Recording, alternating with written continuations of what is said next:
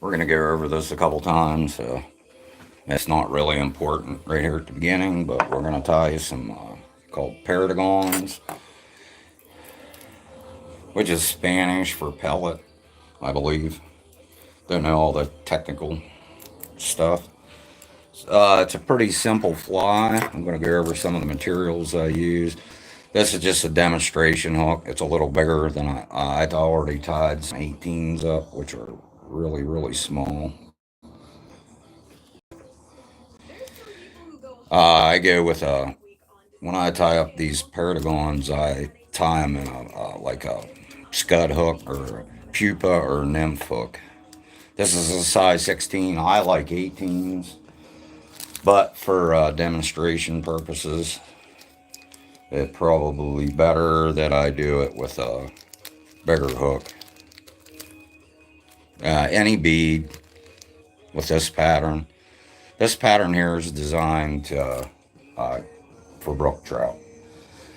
To get some of the bigger ones, you might want to go with, I'll show you here. It's a little big, but if you're in an area that has bigger native brook trout, anything that's really, really flashy or very, very common, this will actually work on bluegill, crappie, rock bass, smallmouth like them. I tied them up a couple years ago. It ended up being a pretty productive fly. And actually, the tailing on it, if you're wondering what, it's like multicolored. Actually, it was Dollar General, like feathers they had there for decorations. It swims like marabou, so I use it.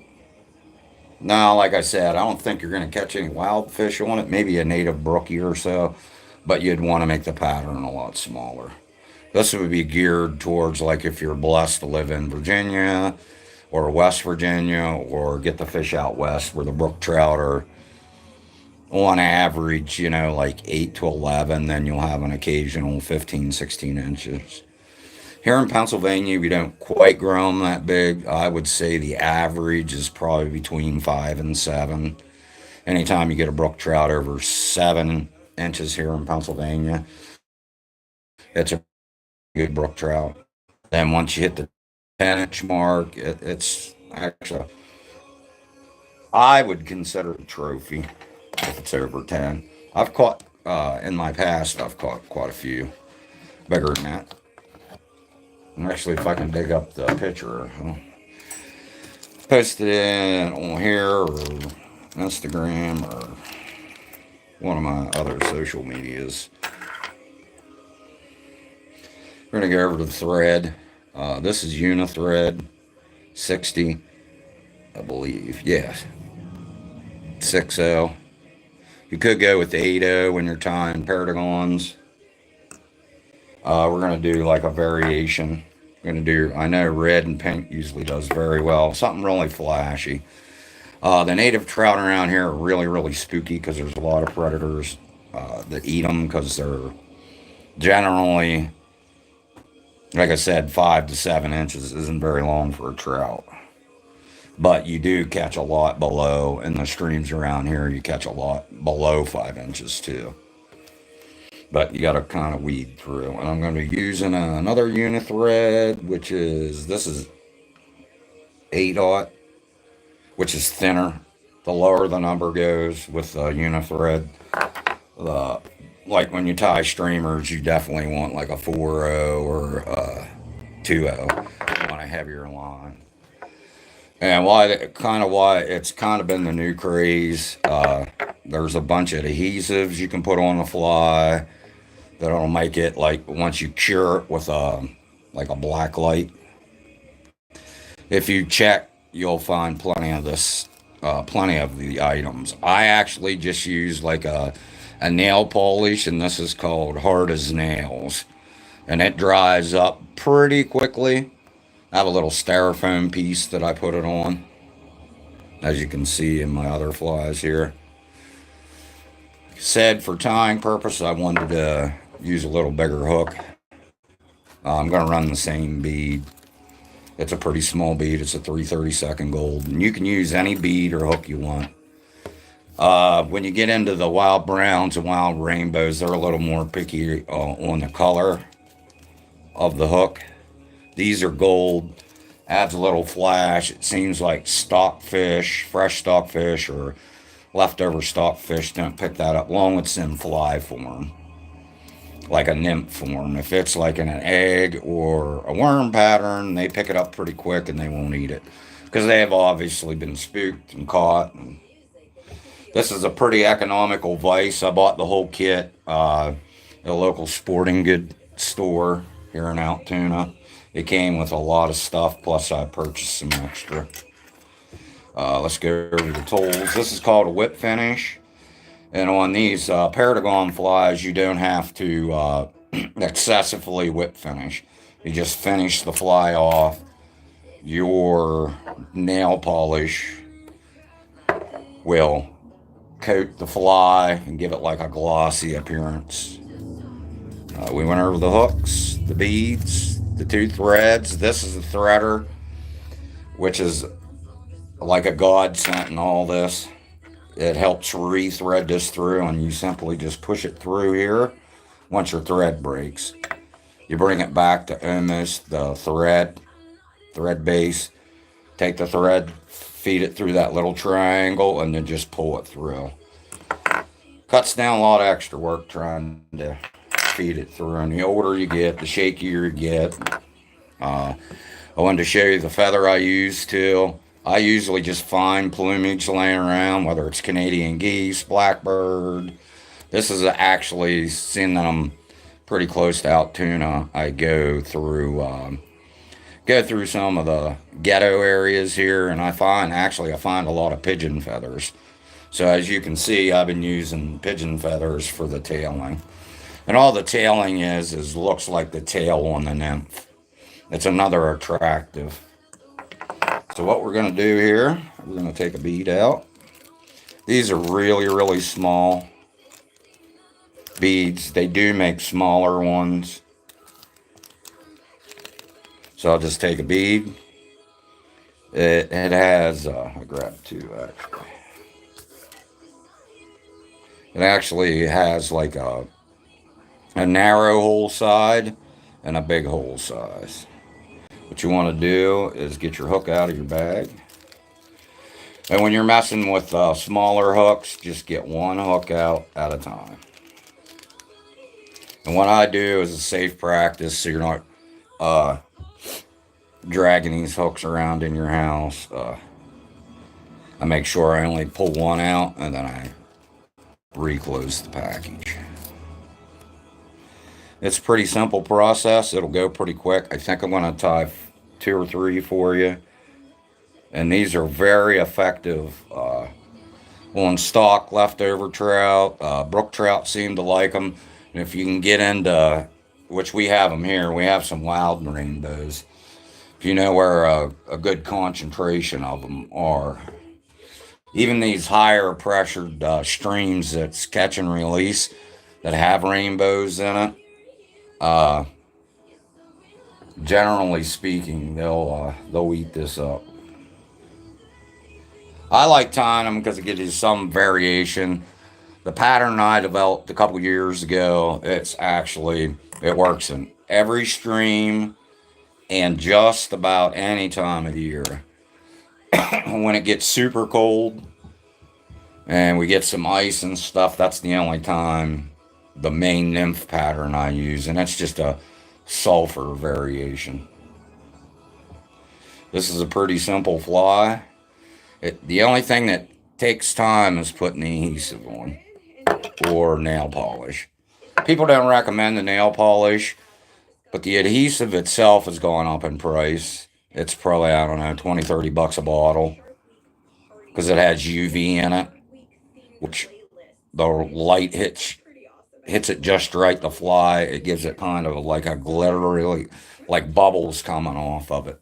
And when your nymphs are coming up from the bottom, they have bubbles on their backs and on their underside. If they have a wing case on top that's starting to develop, sometimes air bubbles will get trapped under it and it it aids the nymph to get to the top, which is its goal.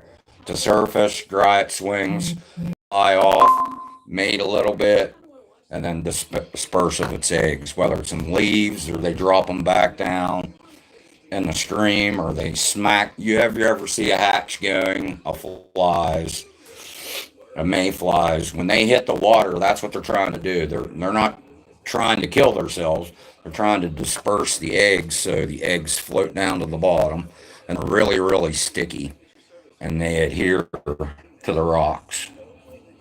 A lot of them go between rocks. That's why when you flip a rock up and there's nymphs underneath it, they're that's their safe haven from predators. Okay, this is that red, and it's all red, unithread 880.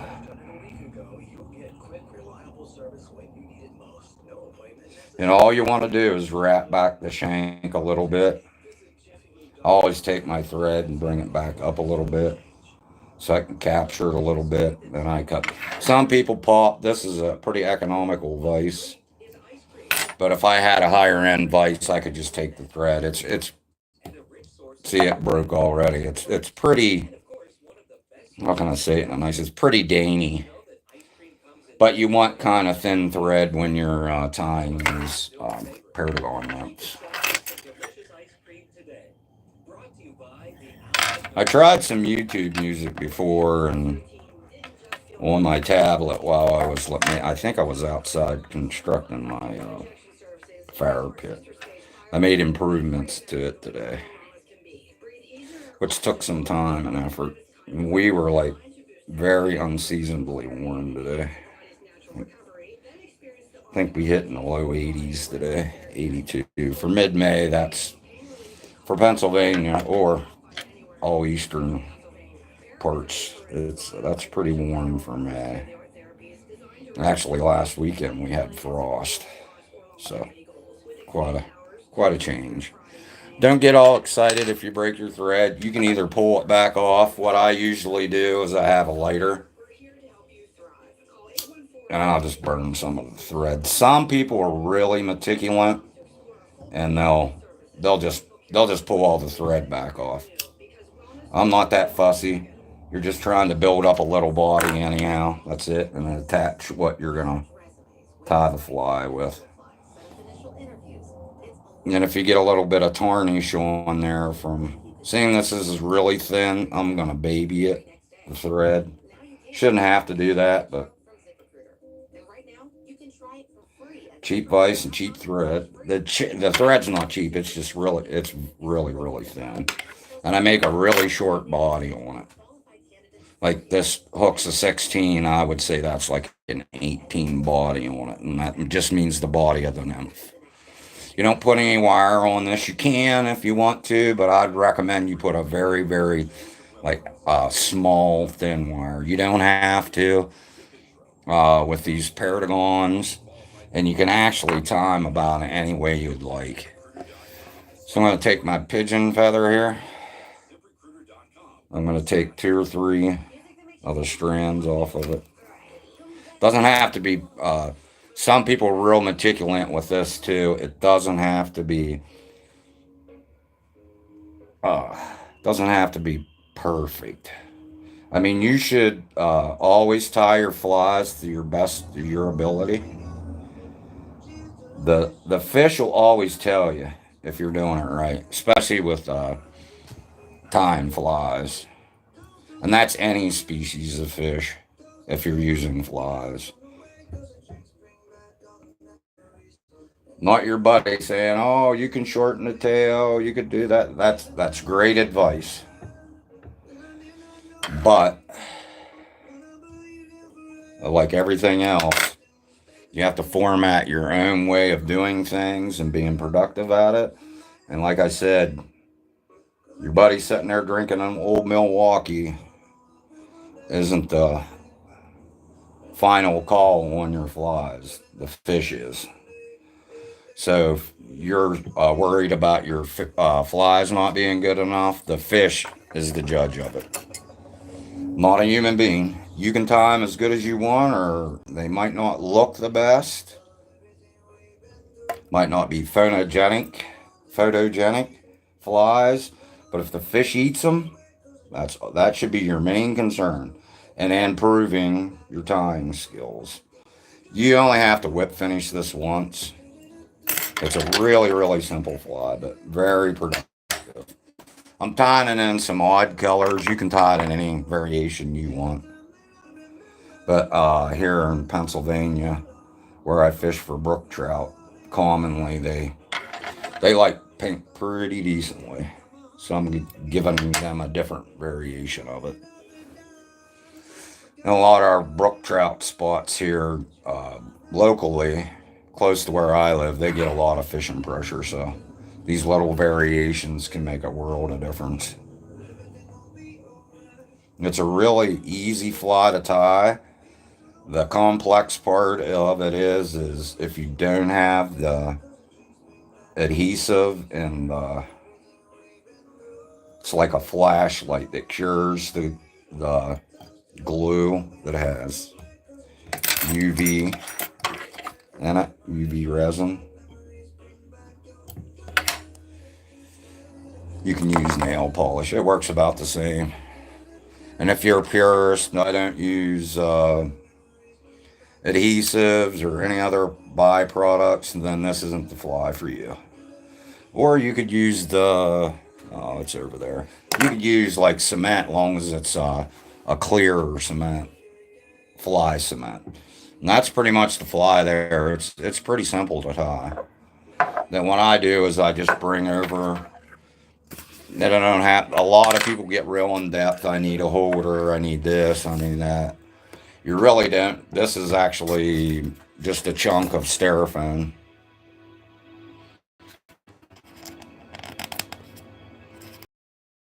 I'll show you the whole process here. It's not that in depth. Some people put they'll put like a black wing case on the back. When I fish for brook trout, I don't have to worry about it.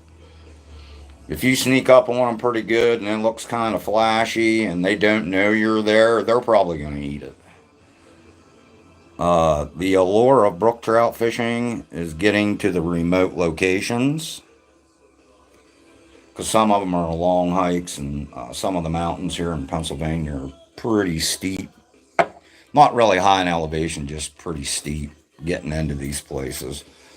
But the rewards definitely outweigh. They're not really big here in Pennsylvania. I'm not saying there aren't really big ones, but for a standard, it's more of like a hiking trip slash catch a couple cool native fish. And the difference of a native is it's always been here. A wild trout spawns, which means breeds in the wild, not stocked. It just breeds.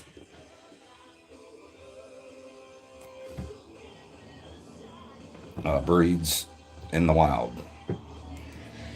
They were initially stocked, but they were initially the brown trout was initially stocked hundreds of years ago for entertainment for the wealthy.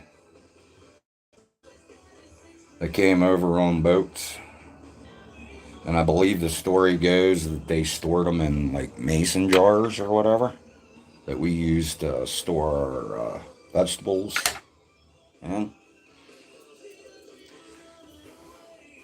Like I said, I'm no expert on that, but I think I read that someplace. Hopefully this one will go a little smoother. We won't have a thread tear. When I'm dealing with real light thread, I'll baby it a little bit. Like I said, just grab a 2 or 3 feathers off of that pigeon, put it on there, pinch your fingers together. That'll hold the feather in place. Then what I usually do is just hold it a little bit, and by leaving your ends long, you can actually just pull till you get your desired length. Some of them I like to run long, having long tail feathers. Some of them I like short. And try to get a pretty sturdy tail feather. That way it adds to the attraction of your fly and its durability is better. A lot of people use pheasant tail, turkey tail. You can use about anything. You just, the key is the strength in it. As far as presentation of that. So, then I normally don't unwind the thread this high, but I don't want to break the thread. There's always a way around things. So what I'll do is like I did on the other fly. Oh, not good.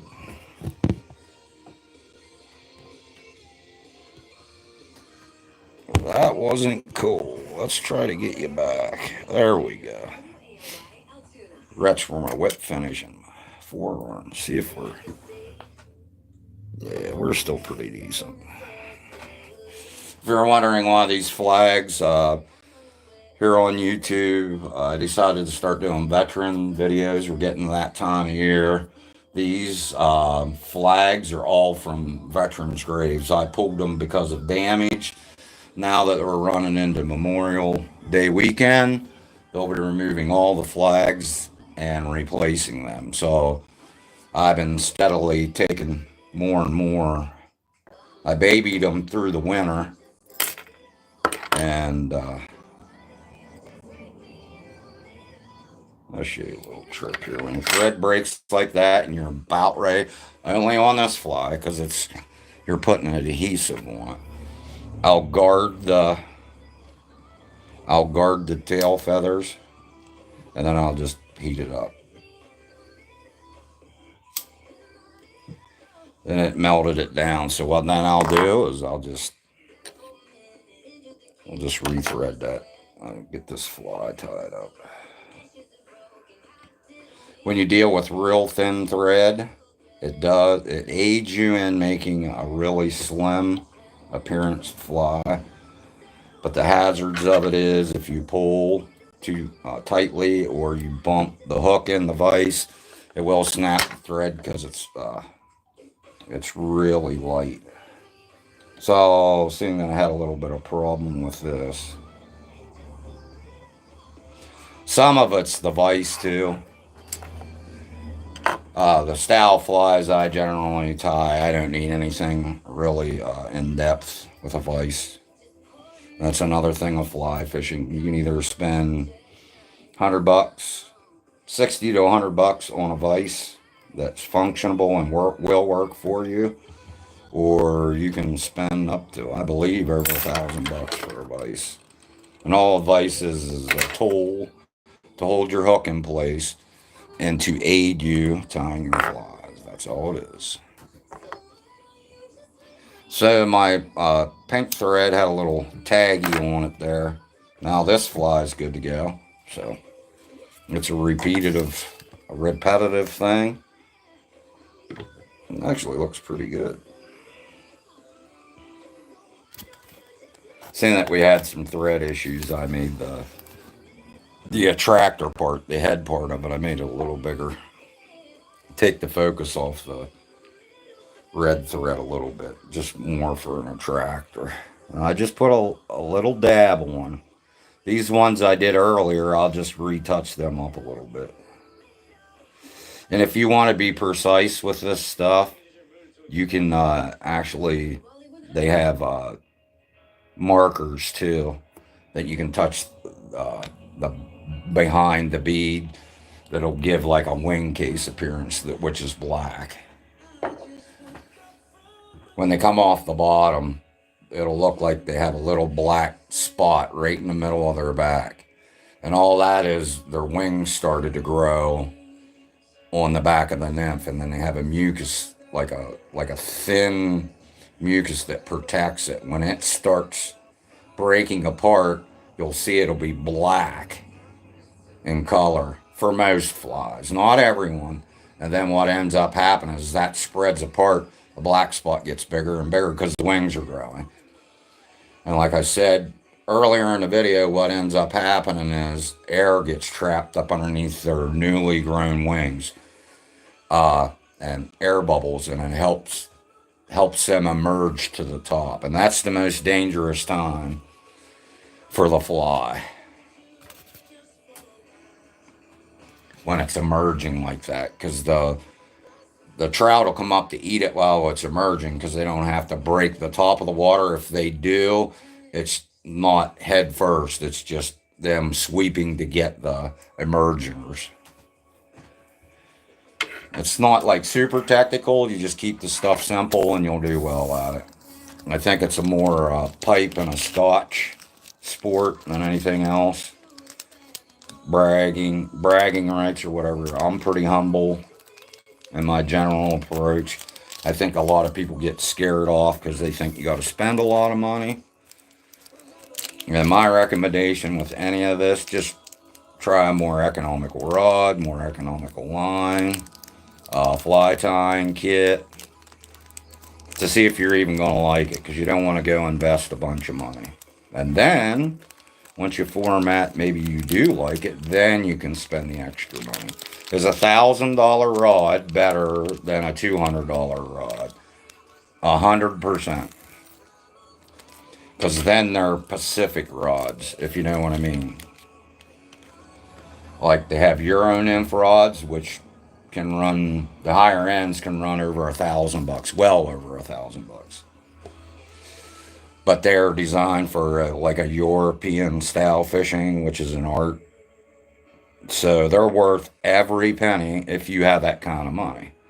Can you catch them on a $200 rod? All day long. But it takes a little more skill level with the more economical gear. But all means, you spend the money you want to spend on it. And don't ever make it a rat race, because that $1,000 rod ain't going to make you that much better. It's going to aid you, but you still have to have the natural skill at it.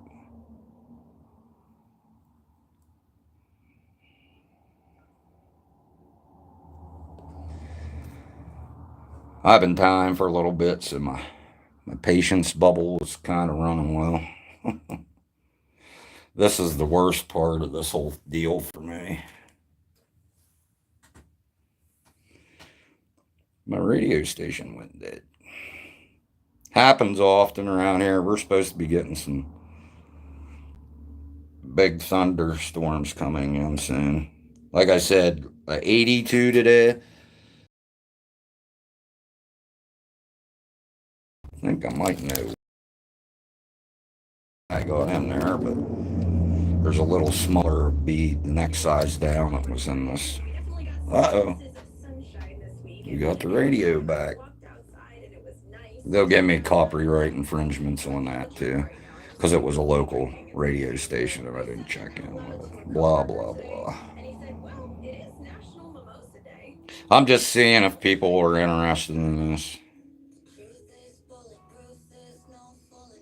It's a hobby of mine that I apparently used to be pretty decent at, and some of my memory lost. I'm gaining some of it back now. I'm starting to remember some of the trips I've taken. Unfortunately, most of the pictures I see with other people in, I'm still kind of drawing blanks. The great thing about me is, if I made you mad, you walked away from me, and this isn't the present time too.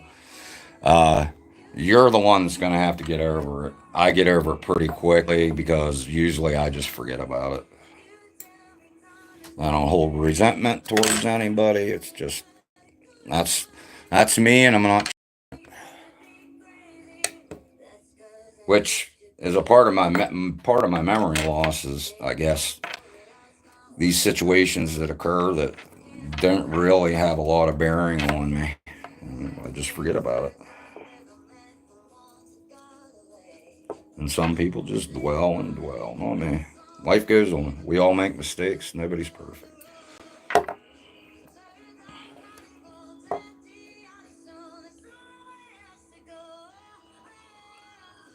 Sometimes you'll run into a bad batch of thread too. There ain't much you can do with it. You can either work with it. A lot of people just give bad reviews on the product. It could just be a couple bad spools. And I've been notorious for finding those bad spools of thread for sure. Because the thread was coming off really smooth earlier. Now it's kind of laboring, so. But we're going to get this last fly. Like I said, unfortunately, because of the thread, I'm spending more time rethreading thread than actually using it to tie flies.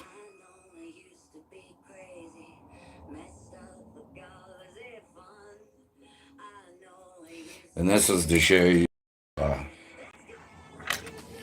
this is not pre-recorded. This is actually how fly tying goes for a lot of people.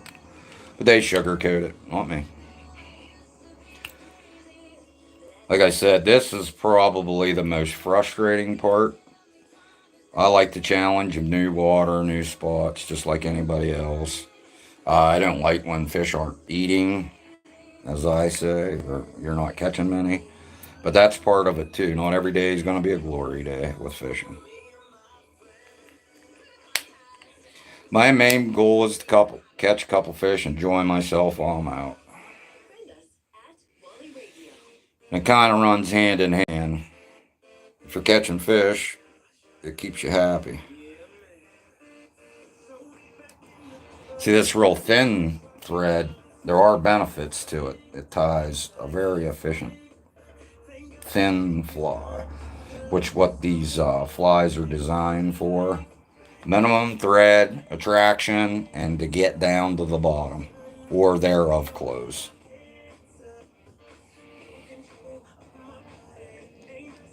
When like bugs are going, your presentation, the water they're holding in becomes about predictable, and they're eating. When there's no bugs or not much bug action, they're kind of being sluggish. That's where the fly and a little better presentation, those kind of things do matter a whole lot then, because they're being picky. They know their bellies are full of flies and other items they eat, or there's not a decent enough hatch to be going on for them to eat, which is usually in the cooler months of the year. Hopefully we can get a fly I can tie here that the thread don't break. And that's still that pigeon feather. I've used all kinds of feathers for tailing. I don't think it's more of the look of it. I think the durability. Now, some trout that are in catch and release areas, they become pretty finicky of what they want to eat and what they don't want to eat because they've been caught and they've been put back in. And being a wild fish, they learn from their mistakes a lot quicker than a stockfish, because a stockfish feels like it's starving to death. Where a wild fish will gorge like a stockfish, unless it's had a pretty bad experience. That's why you try to convey to people, handle the fish that you are catching in a good manner. Because if you're roughing the fish up, as soon as you get it in the net, it's going to go bananas every time because you aren't taking care of the trout. And if you don't take care of the fish, this goes with any fish that you're going to release. If you're not taking care of the fish, it's not going to survive. And if you don't know how to take care of a fish once you've caught it, there's plenty of other people that have videos online.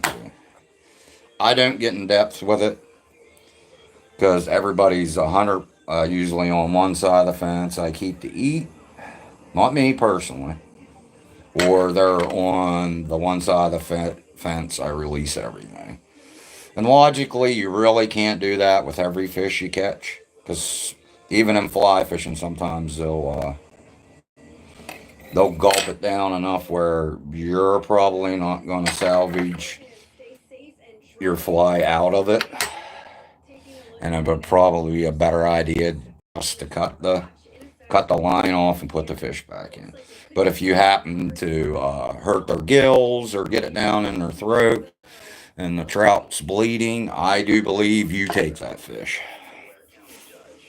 That's just my personal, whether it's a wild, I'm not recommending it, but if you're just going to waste the fish, it's better just to take the fish. I've been fishing some stock stream, and it's been horrible with dead fish in it.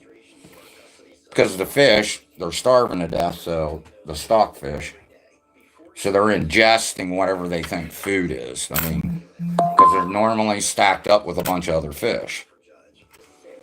So they engulf it and they swallow the hook instead of a guy or an angler just cutting the leader off the line that's going into the fish's belly or the throat. Instead of cutting that off and retying another, they just rip on the fish to get the hook out and pretty much kill the fish, and then put it back in quick and say, well, I released it, but you knew you'd done a lot of internal damage to kill the fish.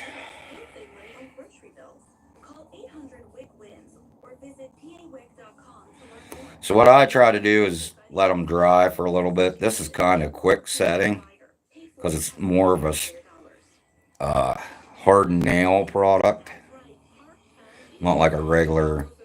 And what you're doing here is you're creating, like I said, that wing case on the back. By the time you put a couple coats on it, that's the only downfall of using nail polish. I recommend that you put a couple coats on it. And when that probably wasn't good. When you start getting the humps on the backs, I don't know if you can see it. That's when you can put black on it. Some people wait; they put the black on, then they put the clear over top of it to show that like wing case on the back. My thoughts with that is, and it's only my thoughts. If you're using like a jig style hook, the fly's upside down anyhow, unless it's a tag fly, which is on up your leader. That's the only way they're going to see the wing case. I mean, of course, it flutters around even when you're down on the bottom, but usually if you're fishing the proper water during a hatch, they're just looking for the silhouette of the bug and a couple of tractor points on it. Segmentation, head, like I said, those bubbles for the emerging ones.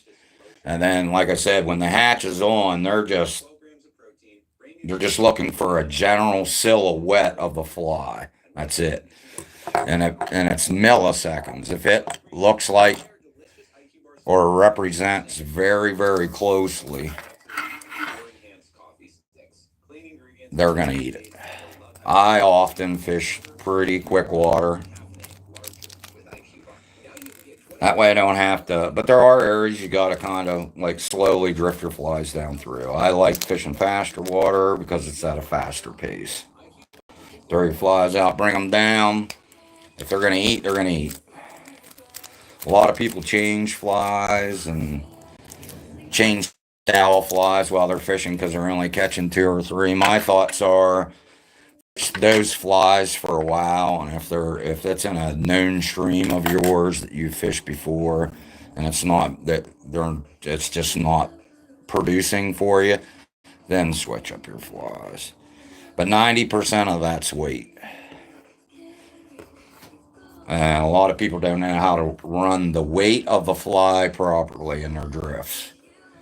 If you get a general pattern down that looks fairly close to the nymph or the fly they're trying to eat, If you get it down where they don't have to struggle as bad to get it, because if they're sitting in fast water, they don't want to move 4 or 5 inches for a couple bugs, especially if the hatch is coming off like steadily, and that's just bugs emerging.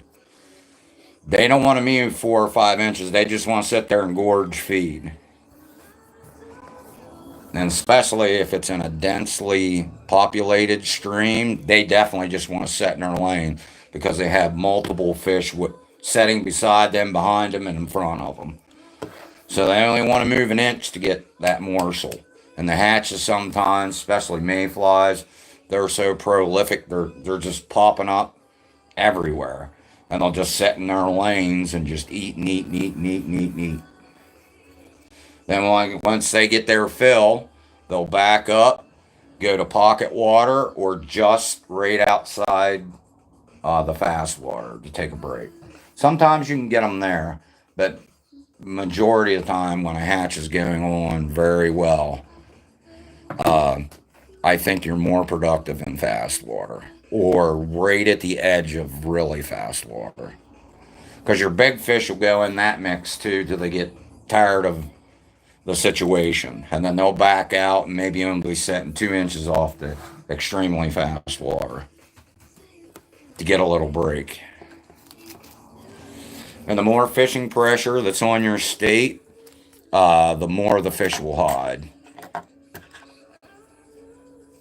And if you don't know their little hidey spots, a lot of very old wild trout, they pretty much hide all day. Maybe late evening, early morning, they'll bust around for a little bit for some bugs. But at that point, they're more meat eaters like chubs, crayfish. They want a bigger diet item. Not saying they don't eat during hatches, but in pressured states, they kind of tuck themselves back in cover and don't come out unless it's either early morning. They feed overnight sometimes too. So, and if it's extremely heavy pressure, a lot of them big fish they hide all day and come out and be a predator at night, getting mice and crayfish and chubs and minnows, because all that stuff's kind of in relax mode because it's dark out. And a lot of the states that have a lot of fishing pressure, that's when they come out. Because they don't have the luxury of just swimming around doing whatever they want. Because there's predators looking for them. So, well, I hope you enjoyed it. We had a couple people in here watching and a couple likes. This isn't designed for me to get a bunch of likes. I just wanted to see if anybody was interested in a more realistic approach to tying flies and fishing. Thank you for your time. Have a good evening.